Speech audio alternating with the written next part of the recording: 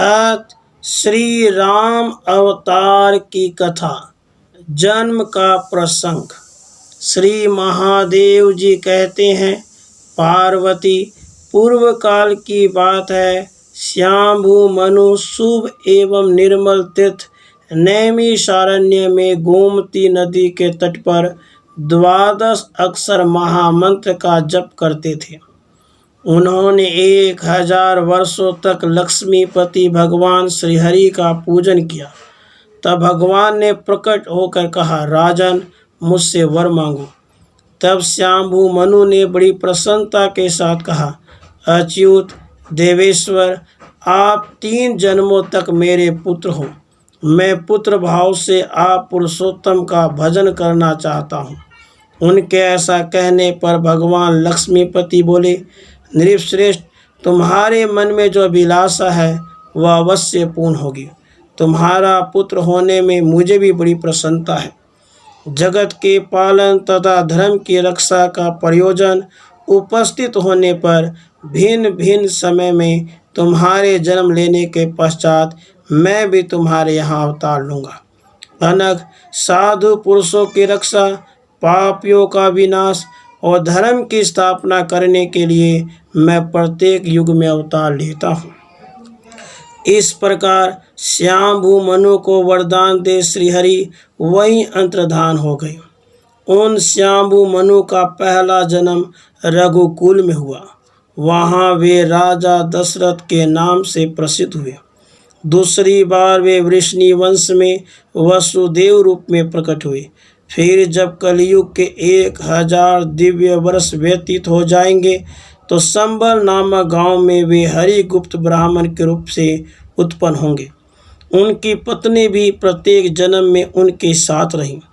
अब मैं पहले से रामचंद्र जी के चरित्र का वर्णन करता हूँ, जिसके स्मरण मात्र से पापियों की भी मुक्ति हो जाती है। हिरण्यकशिपु और हिरण्याक्ष नामक दैत्य दूसरा जन्म धारण करने पर महाबली कुंभकर्ण और रावण हुए। मुनिवर पुरुषोत्तम के विसर्वा नामक एक धार्मिक पुत्र हुए, जिनकी पत्नी राक्षस राज सुमाली की कन्या थी। उसकी माता का नाम सुकेशी था, उसका नाम केकसी था। केकसी दृढ़ता पूर्वक व्रत का पालन करने वाली थी। केकसी दृढ़ता पूर्वक व्रत का पालन करने वाली थी, किंतु एक दिन काम वेग की अधिकता से संध्या के समय उसने महामुनि विसर्वा के साथ रमण किया। अतः समय के दोष से उसके गर्भ से 2 तमोगुणी पुत्र उत्पन्न हुए, जो बहुत ही बलवान थे। संसार में वे रावण और कुंभकर्ण के नाम से विख्यात हुए।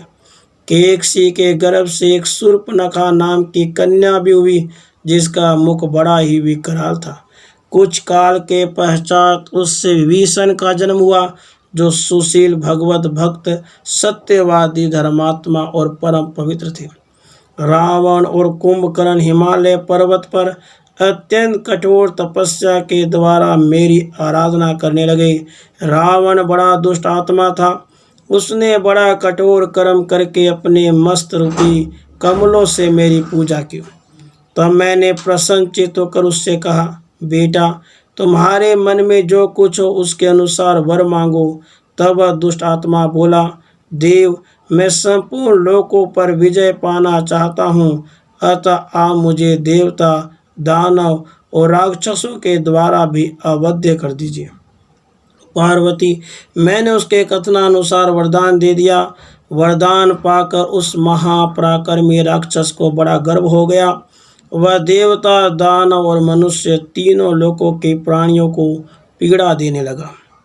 उसके सताए हुए ब्रह्मा आदि देवता भय से आतुर हो भगवान लक्ष्मीपति की शरण में गए। सनातन प्रभु ने देवताओं के कष्ट और उसके दूर होने के उपाय को भली भांति जानकर ब्रह्मा आदि संपूर्ण देवताओं से कहा, देवगण, मैं रघुकुल में राजा दशरथ के यहाँ अवतार धारण करूँगा और दुरात्मा रावण को बंधु बांधवों सहित मार डालूंगा। मानव शरीर धारण करके मैं देवताओं के इस कंटक को उखाड़ फेंकूंगा। ब्रह्मा जी के शाप से तुम लोग भी गंधर्वों और अप्सराओं सहित वानर योनि में उत्पन्न हो मेरी सहायता करो। देवादिदेव श्री विष्णु के ऐसा कहने पर संपूर्ण देवता इस पृथ्वी पर वानर रूप में प्रकट हुए। उधर सूर्य वंश में वैवस्वत मनु के पुत्र राजा इक्ष्वाकु हुए, जो समस्त राजाओं में श्रेष्ठ, महाबलवान और संपूर्ण धर्मज्ञों में श्रेष्ठ थे।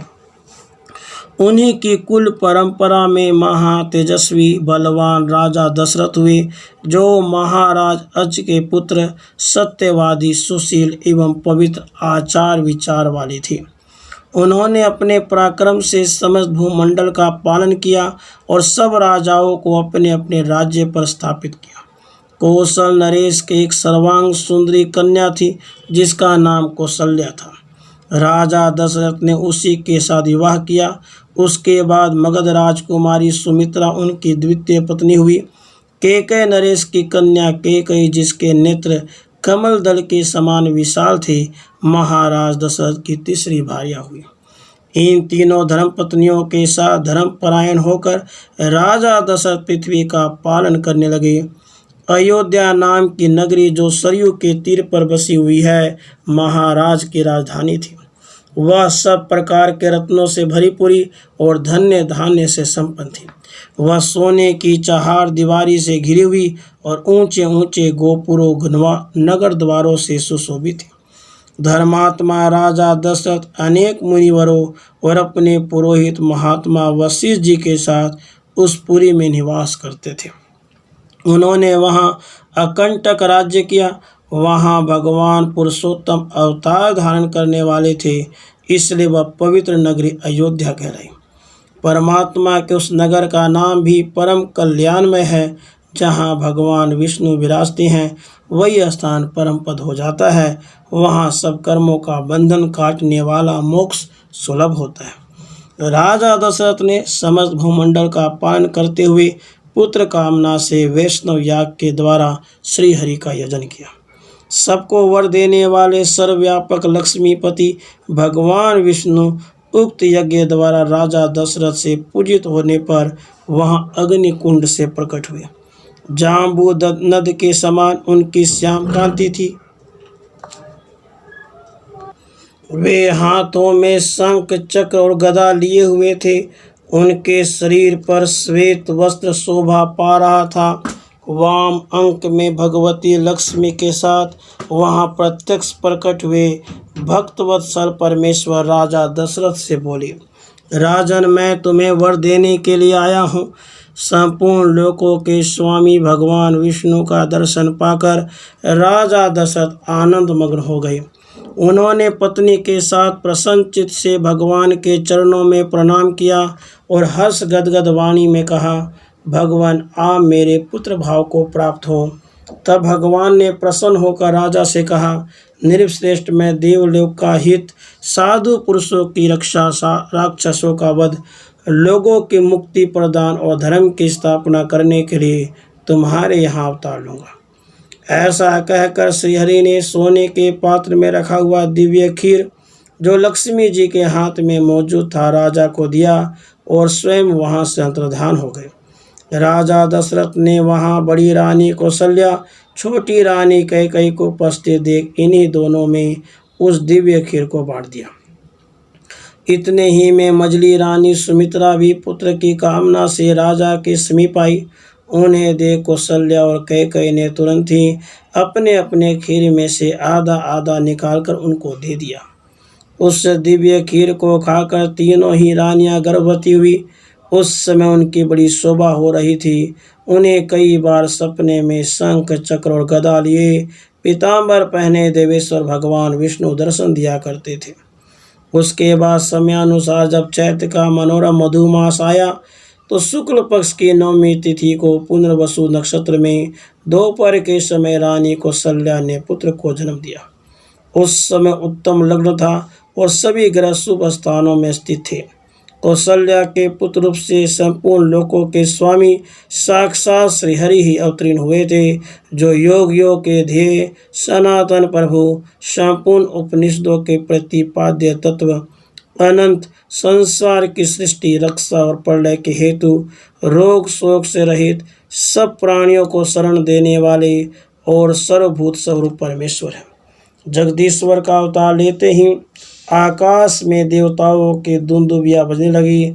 श्रेष्ठ देवताओं ने फूल बरसाए। प्रजापति आदि देवगण विमान पर बैठकर मुनियों के साथ हर्ष गदगद हो स्तुति करने लगे। राधे कृष्ण, राधे कृष्ण।